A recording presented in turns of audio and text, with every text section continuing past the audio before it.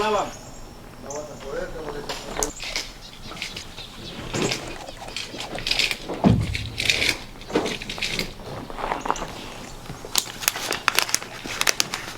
Si gusta, mejor voy a poner la escalera a mi casa. a ver. El primero. ¿No te tercero tu casa? ¿Cuál es el esta era? El de... El quick queso. No, no. No te dije, no le dije. Oh, el quick queso. Oh, yes. Y es páncama, güey. Voy a meterle un clavo.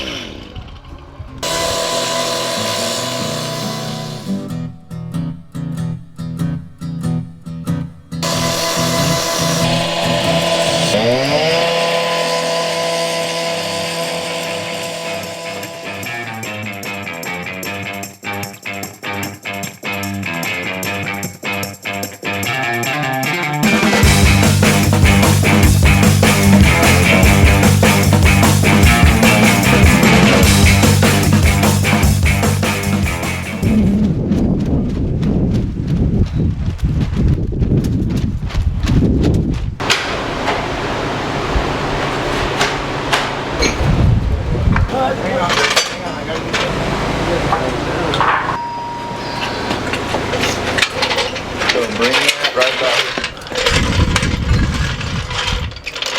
Okay, good. Hold that. Okay, main things, people. No, Joe. Joe, over that way. Wait, let's see how long this is. This is how far we're doing it. So there to there. Alright, and be aware of the big windows behind us. Operator error. Go. There we go.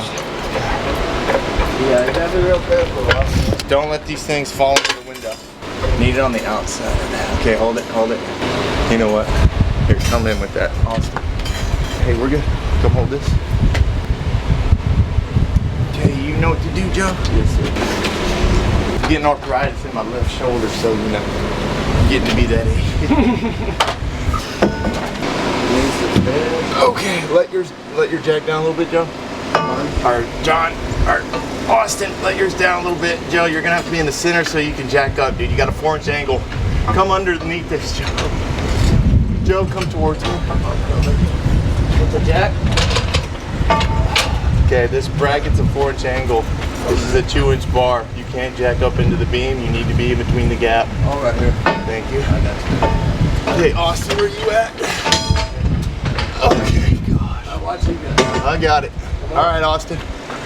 What you gotta go in between this gap and jack up the jack. Justin, I gotta come over here. Okay, I got this. Get where you need. And all right, how long is this gonna take? Come on, guys, jack the thing up. Jack it up. Holy. Okay, that's good. We're just trying to get another little bump on that. Level out the poles. I'm trying to get that beam off right there. So it's sitting on the actual beam on the side. So we gotta get the pressure off it so we can get that beam out of there. They're twisting from the weather. There's one right here we took out. See the beam in it? I'm scared of heights. Yeah, I can't do them. That should do it. Well, it's not on 5 feet. Yeah, it looks about 6, but. Okay, so when we go out to lower this, we'll just stay on the beams. Well, there'll be 2 guys. Okay, you'll be on the left beam, I'll be on the right beam. Let it down slow. Austin, I need you to be down here to kind of guide it so it won't go down in the pool. Got it. And then look out for these over here, the skimmers. All right. The pool. Yeah, we don't want to crack those or. How much weight do you think it is? 500 pounds? No, man, about 200 probably. I can lift that with one hand, dude. I'm serious though. They run away when I start working them. Okay, Doug.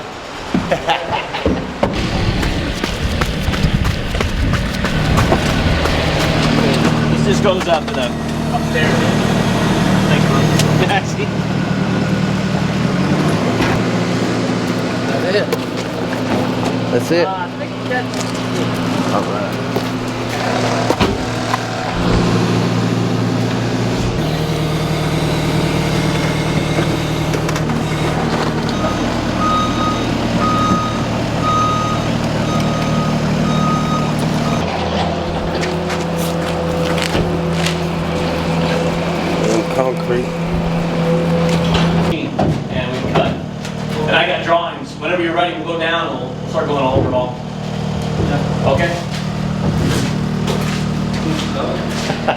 Less Doug, remember? Less Doug. What happened? We got it raised.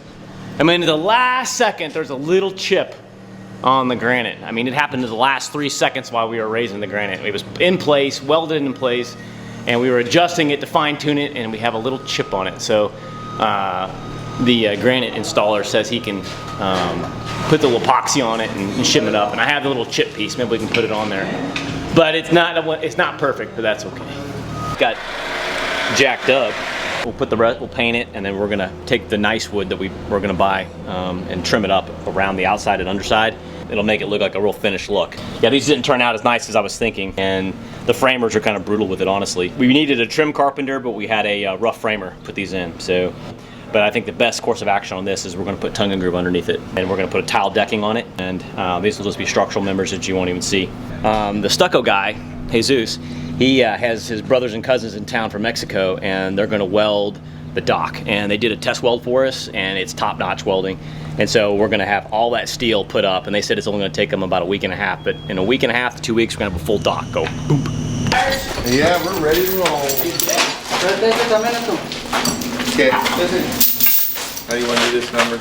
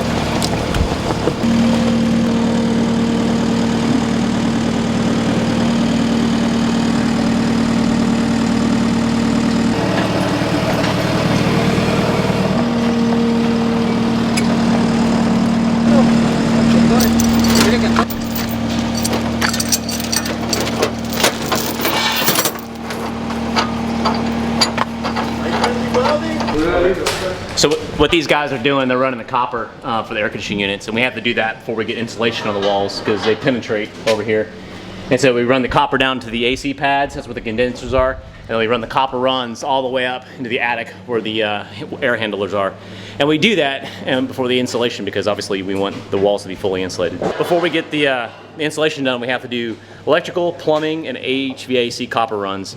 And then before we do the drywall, we got to finish all the plumbing and then the air conditioning ductwork and vents, electrical work, and gas pipes. And then we get the drywall on the walls. It takes the cold air, it condenses, so it's a mechanical engineering principle with HVACs. It pumps the hot Freon down into the condenser unit. It condenses it, it puts it under pressure, and then the pressure release, it's Boyle's law. I gotta look that up. The release of pressure causes it to get cold, and then it runs the coils over that, and it pumps the cold Freon back up to the unit, and that cold line is what cools the air that the air flows over. But yeah, you can talk about what you did here. You got it, man. We dug a little trench across the road so we wouldn't run it over the Bobcat and destroy it. So basically it's an 8-2. So the 8 is the thickness of the wire. It's just 8 gauge, that's how they term the thickness of the wire. We won't get into that, but. Do it again with more energy this time. Oh. You know, like an actor. All right, action. All right, action. Okay, here we are, showing up. So basically today what we're doing to save Doug some money on some wire because everything's outrageous right now. It's $500 for this wire that I'm running from that power pole to inside the house. So what I had to do to protect it is run it through some PVC pipe and bury it underground over here so the bobcat won't mess it up. Because yeah, people don't really think a lot and they destroy stuff with the bobcat. Hint, hint, don't fall down, Mike. Right here, what we're trying to do is we're trying to get all the plugs, the light switches, plugs, washer dryer plugs. We're trying to make sure everything's correct, ready to go. We're gonna fire this thing out probably in a couple of days. So we want to make sure that every wire belongs to every breaker here. And right now, I'm just looking at my dryer air, my range, my stove wires, just to make sure that everything's correct. So we do have the 30 amps here, and then we got the 50s for the water heater upstairs.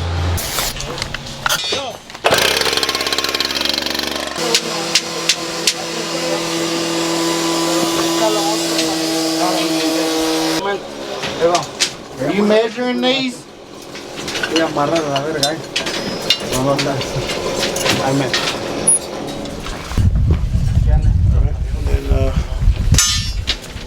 Okay, the next one right now.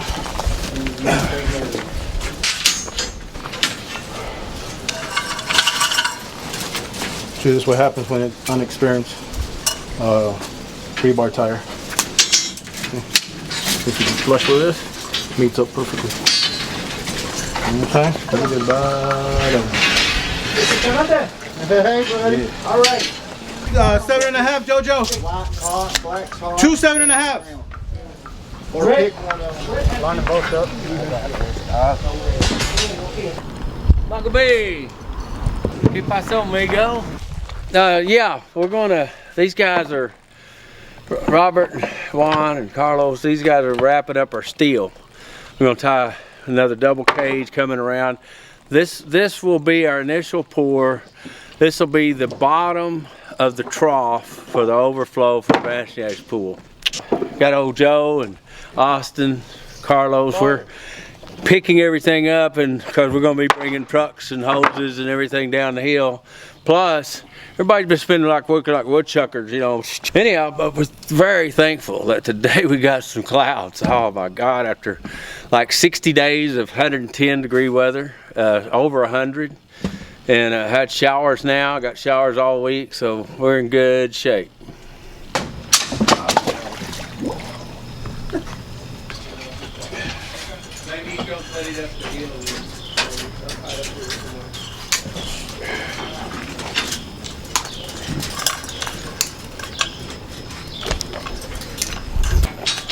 Hey Robert, what battle board do you need down here? You want to start dragging some down or what? Yeah, you can start dragging some down. Just 4x8?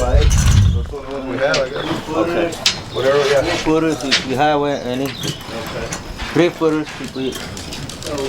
Come over here.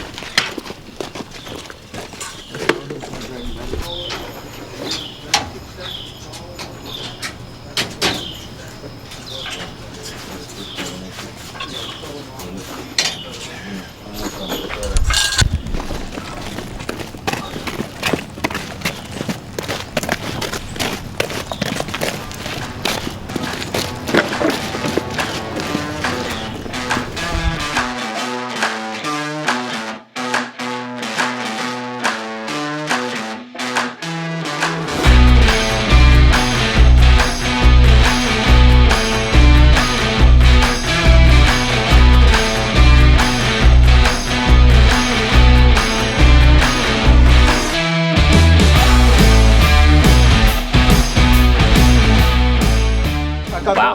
Good morning. I know it's almost lunchtime. Yeah. Looks fantastic, guys. This is exactly what I was wanting them to do.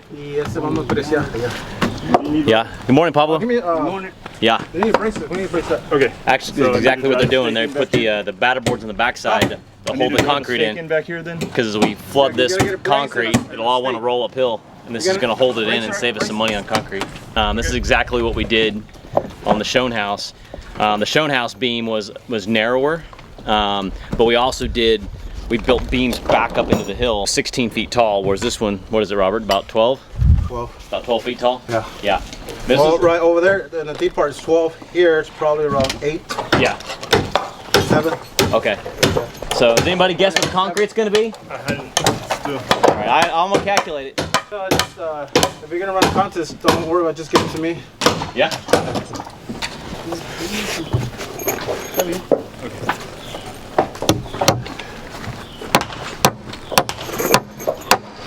All this keeps falling. No, It's just raining. It No, just I got keeps it. I got it. breaking off. Yeah. We're gonna need gobs of fill because if we say to the concrete levels there, and let's say you bring up the next level of the pool foundation 2 feet, 3 feet, so that's yay here, right? Yeah. All this has got to be filled with dirt, which isn't terrible, but it comes on back, and then you get another basin up. We'll see, but I think we're gonna need some trucks, man.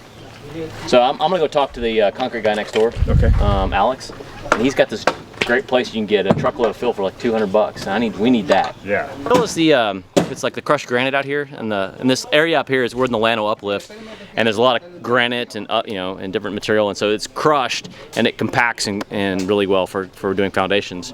Down in San Antonio, we use like caliche limestone mix, and it compacts to a 90% compaction hardness.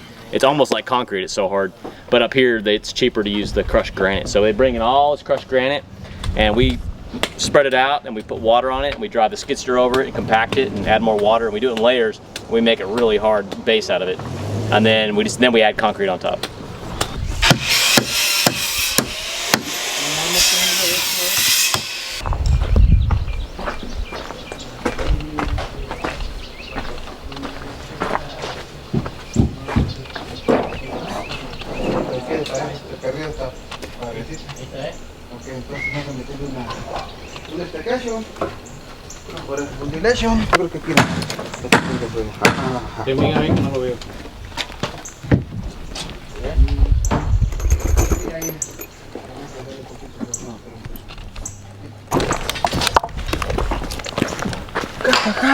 Qué risa que me da, que no volver.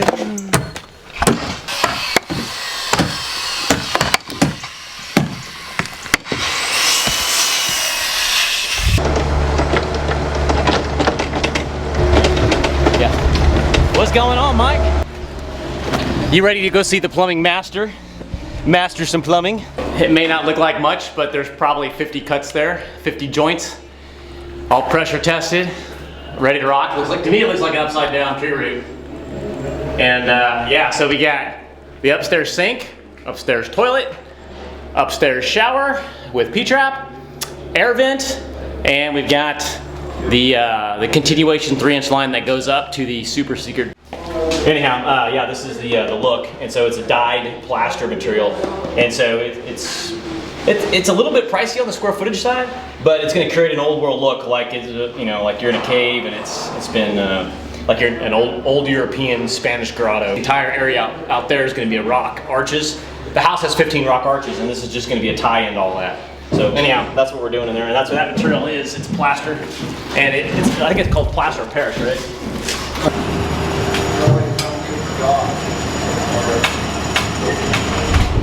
I got it.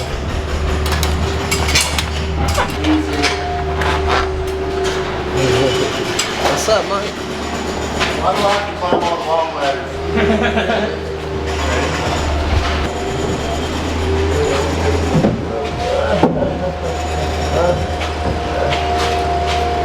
You're right, Joe.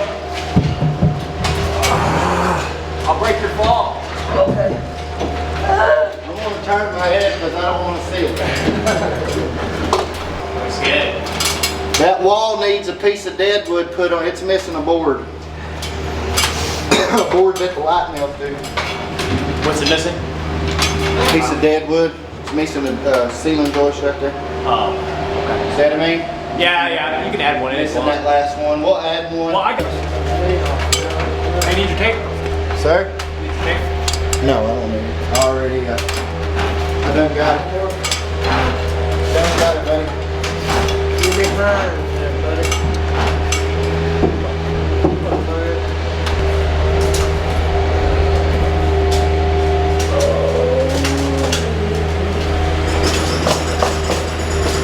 Jiminy Cricket, huh? Good old Jimmy. Good old Jimmy.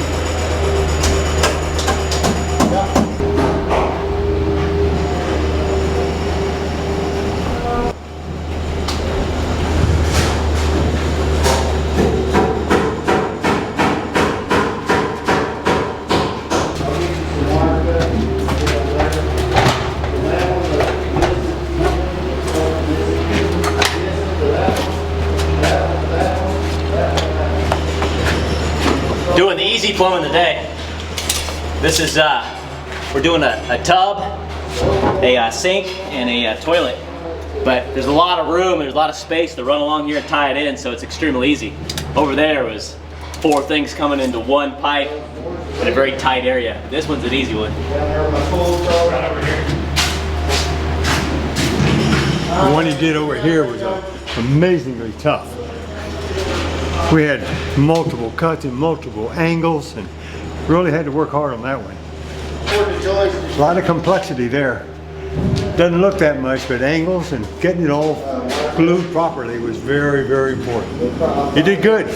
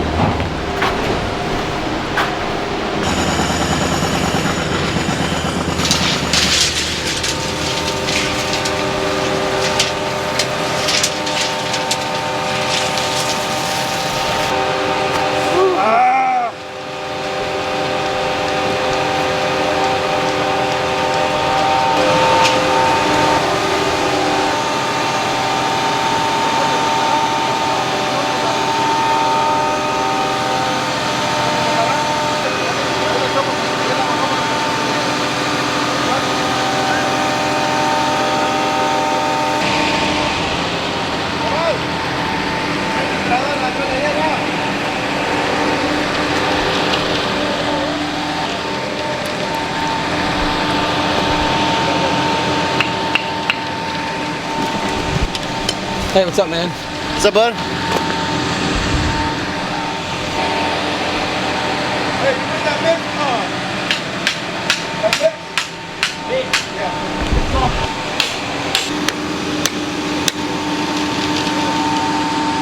It's your favorite day, Robert. It used to be. Not anymore. Think this will be an easy one? Hopefully, yeah, it should go smoothly. What I think I worry about is it's been raining for the past 3 days. So our supports back there in that corner, the ground's real saturated. So that's the only thing that scares me a little. So,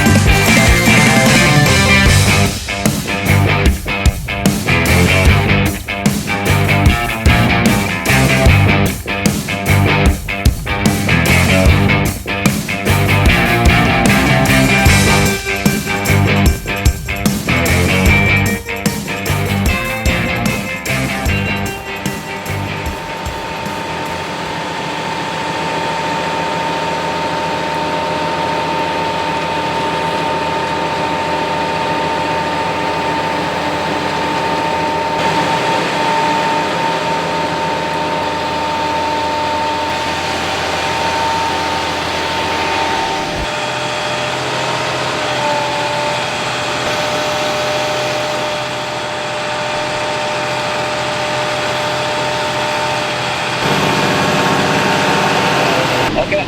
Well, I figure, the concrete is ground, start setting up, you know?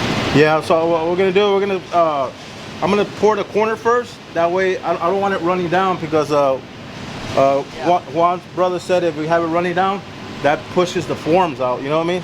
So he said to pour the corner first, at least 4 feet, let it set, and then start on each end. So we'll do what he says. That sounds like a good plan.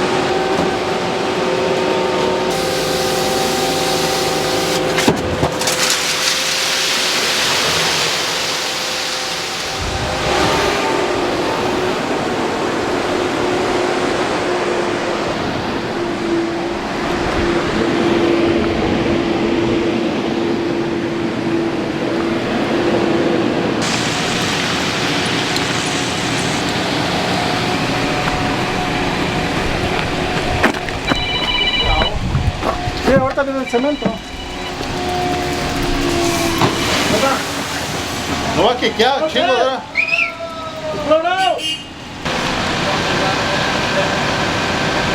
He went like this, and I went 2 steps over.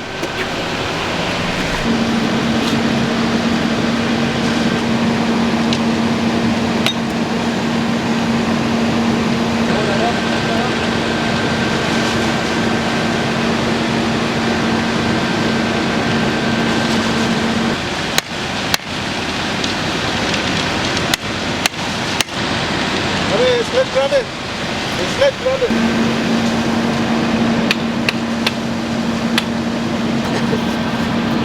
What do you see right there?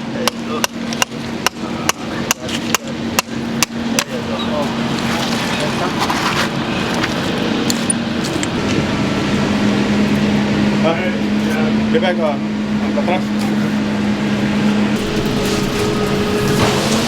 Oh!